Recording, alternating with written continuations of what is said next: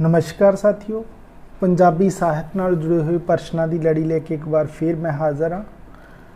Master cadre, school lecturer ते senior teacher Punjabi असामी की तैयारी करने वाले विद्यार्थियों के लिए ये अज दीयां क्लासां रहने वालियां ने।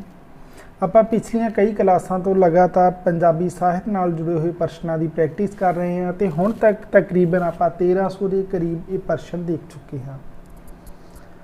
ਜਿਹੜੇ मेरे साथियों ने वो क्लासां नहीं देखिया तो वो चैनल की प्लेलिस्ट के अंदर जाके देख सकते हैं, जिथे आपनू ये सारिया क्लासां मिलने वालियां ने।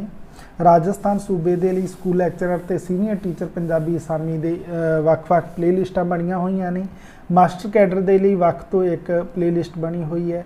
इस तो अलावा जेकर तुसी पंजाबी का कोई टॉपिक समझना चाहते हो तो पंजाबी के सिरलेख अधीन भी ਵੱਖ-ਵੱਖ प्लेलिस्टां बनिया हुई ने, जिथे तुसी अपने सिलेबस के अकॉर्डिंग प्रैक्टिस कर सकते हो। इस तो पहले कि अज के इन्हां प्रश्नों की प्रैक्टिस शुरू करिए आपां, जेकर तुसी चैनल ते पहली बार आए हो तो चैनल को सबसक्राइब तो वीडियो को शेयर जरूर कर देना। तो आओ साथियों देखते हैं अज के यह प्रश्न। अपने कोल कथन आ गए ने, कथन ए, बी ते कथन सी, 3 टाइप के यह कथन ने। तो इस टाइप के प्रश्नों को हल करने का जो तरीका होंदा है वो ठीक तरीका यही होंदा है कि आप क्रमवार इन्हां कथनों को देखना होंदा है। हमेशा ही कथन ए नंबर तो ही देखना आरंभ किया जाए, क्योंकि बहुत बार एग्जाम के अंदर इस टाइप नाल पूछा जाता है कि केड़ा कथन है, किस दा कारण है, या फिर किस दी गल नूं जिहड़ा वो ठीक ठहरा रहा है या नहीं।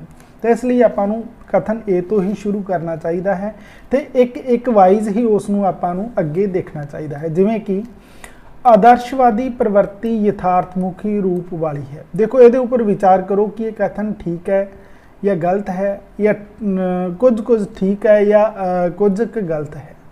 तो देखो इत्थे एक गल कही गई है कि आदर्शवादी प्रवृत्ति यथार्थ मुखी रूप वाली है। तो आपां ये गल साहित्य के अंदर किते आपां नूं नहीं प्रतीत हुंदी, तो इहनूं आपां ठीक नहीं कहांगे।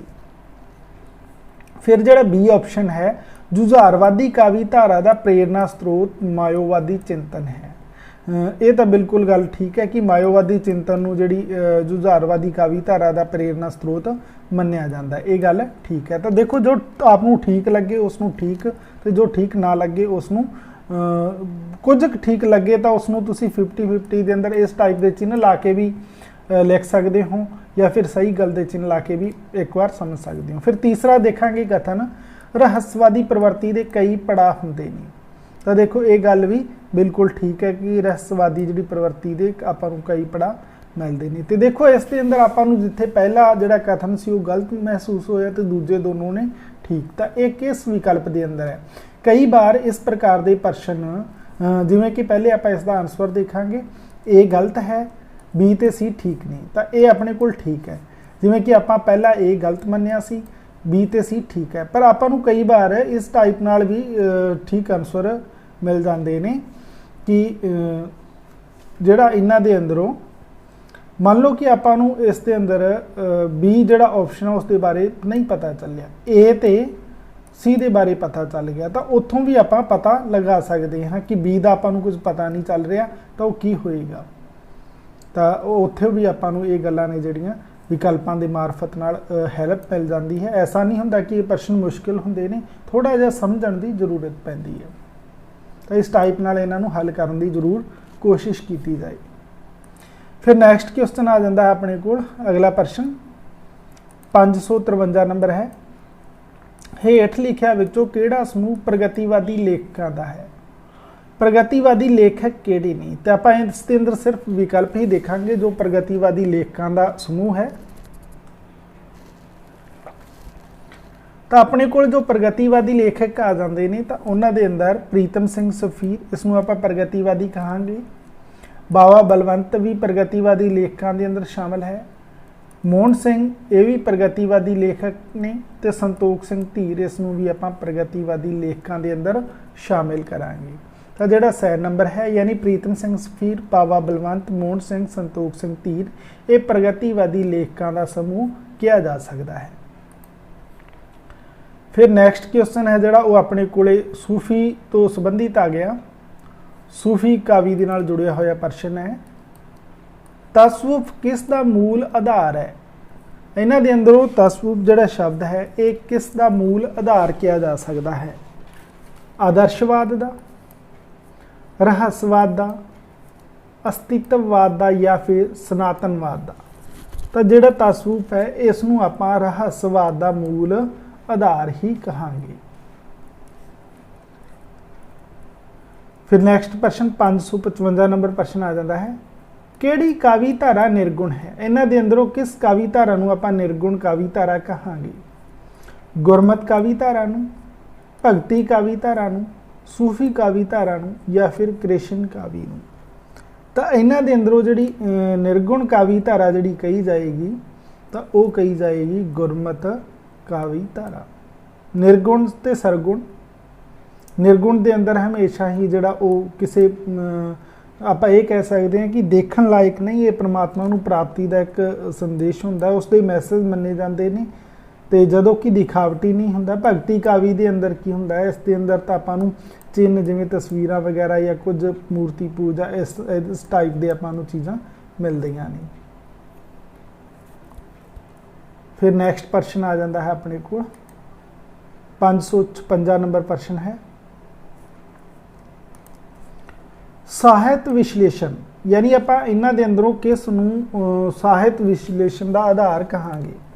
साहित्य का इतिहास मूलक अध्ययन साहित्य विश्लेषण अखवाएगा, या फिर साहित्य का शैलीगत अध्ययन साहित्य विश्लेषण अखवाएगा, या फिर साहित्य का पाठगत अध्ययन है जिहड़ा वो साहित्य विश्लेषण होएगा, या फिर साहित्य का थीमिक अध्ययन नूं आपां साहित्य विश्लेषण कहांगे। तो कदे भी जिहड़ा साहित्य का पाठगत अध्ययन हुंदा है उसनूं आपां साहित्य विश्लेषण आखदे हां। पाठगत अध्ययन नूं साहित्य विश्लेषण है जिहड़ा वो किया जाएगा। फिर नैक्सट प्रश्न आ जाता है 557 नंबर, तनाव कावी का लाजमी तत्त है, ये कथन किसका है? यानी ये गल किसने कही कि तनाव है जिहड़ा ये कावी का एक लाजमी तत्त है? जन क्रो रैनसम ने क्या, आइवर विंटरजन ने क्या, कलिंत ब्रुक्स ने क्या या फिर एल टैट ने क्या? तो तनाव कावी का लाजमी तत्त है, ये जिहड़ा विचार है ये एल टैट का दिता होया है। ये कहने वाले कौन सन? एल टैट सन। फिर नैक्सट क्वेश्चन है अपने को प्रश्न नंबर 558, उत्तर आधुनिकतावादी चिंतक है, इन्हां दे अंदरों किहड़ा चिंतक नूं आपां उत्तर आधुनिकतावादी चिंतक के तौर पर जानते हैं?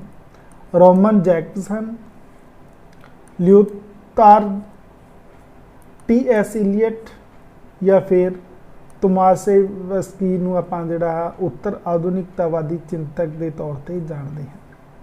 तो इन्हां दे अंदरों जिहड़ा उत्तर आधुनिकतावादी चिंतक है वो ल्यूथार्ड है जिहड़ा उसनूं आपां उत्तर आधुनिकतावादी चिंतक कहांगे।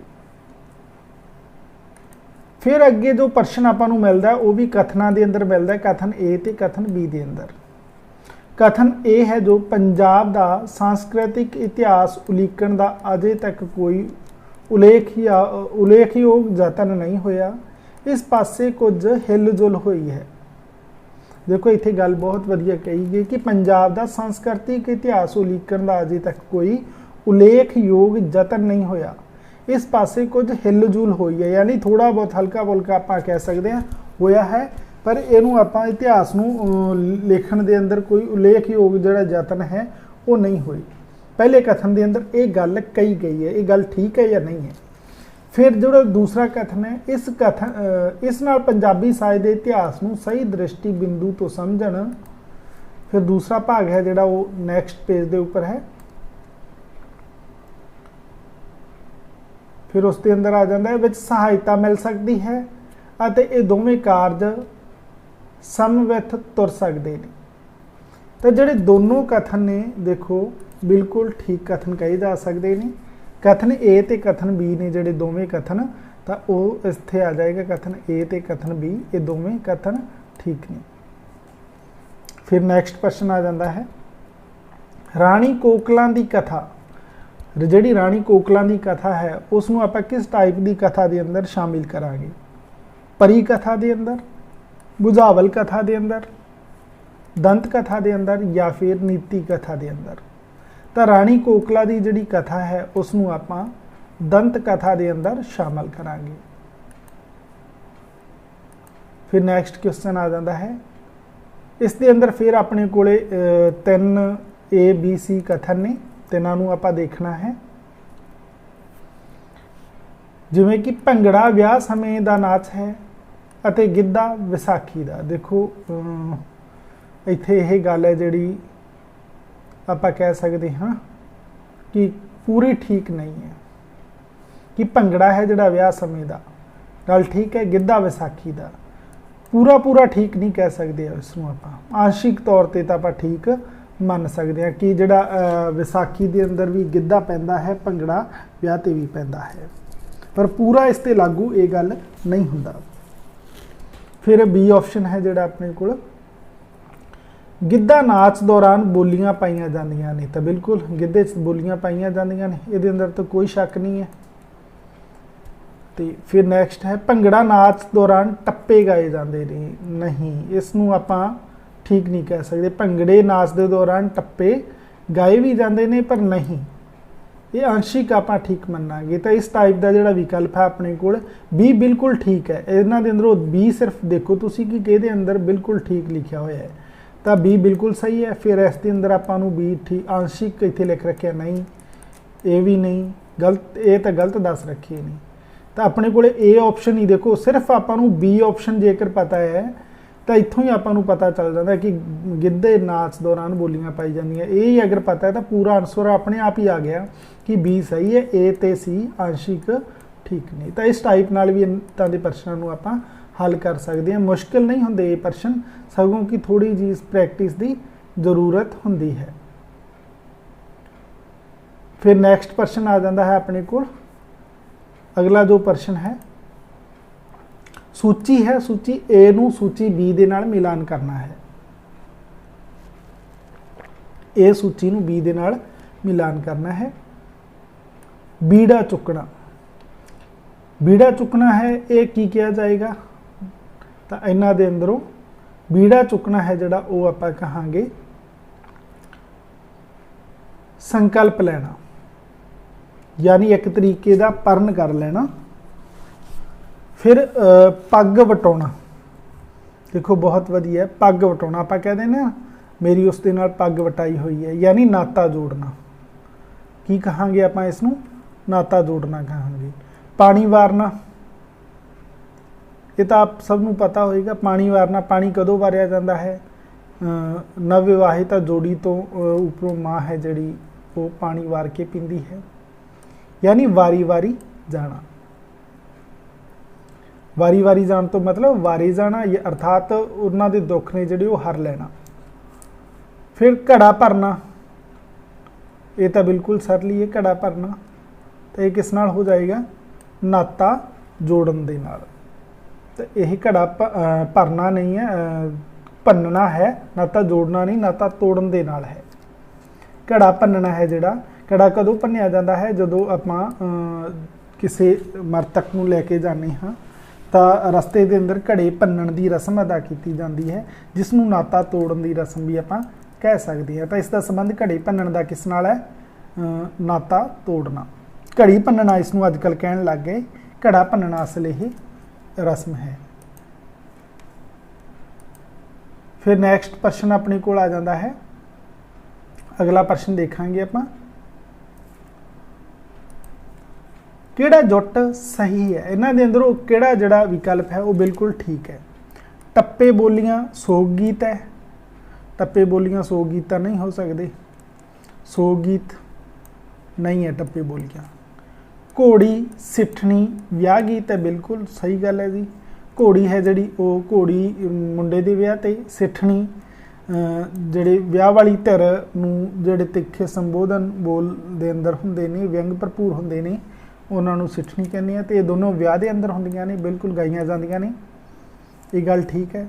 लोरियां ढोले नृत गीत ने, नहीं, लोरी दे के बच्चे नूं सुआया जाता है। सद माइया जाति गीत, जाति गीत नहीं है। तो जिहड़ा आड़ा नंबर है ठीक होएगा बिल्कुल। घोड़ी ते जिहड़ा सिठनी का संबंध है वो विआह दे नाल है, विआह गीतां दे नाल है।